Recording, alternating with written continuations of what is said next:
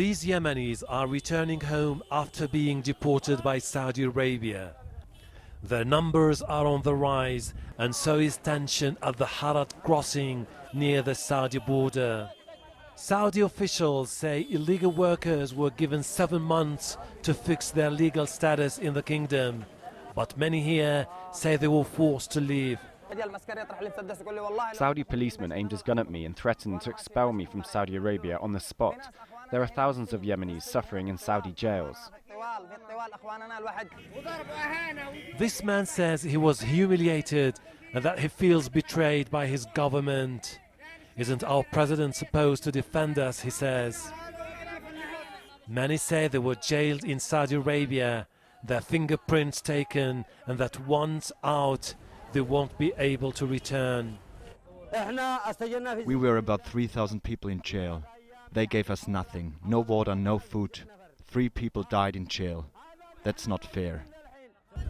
These are mostly unskilled laborers. They have almost no chance to find work elsewhere. Many of the workers who were deported have spent most of their lives in Saudi Arabia. Now they feel abandoned and betrayed. Saudi has to respect human rights. The way they treat these people is inhumane.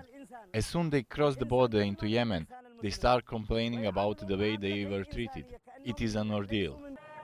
There are about 500,000 illegal Yemeni workers in Saudi Arabia.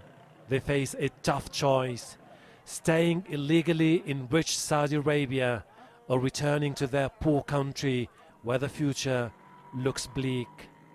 We've tried to get a comment from the Yemeni government about accusations that Saudi Arabia is mistreating illegal Yemeni workers, but the officials we contacted declined. Most called it a sensitive issue. What we do know is that the kingdom contributes hundreds of millions of dollars in financial aid to Yemen every year, and because of that, officials here prefer not to upset their neighbor.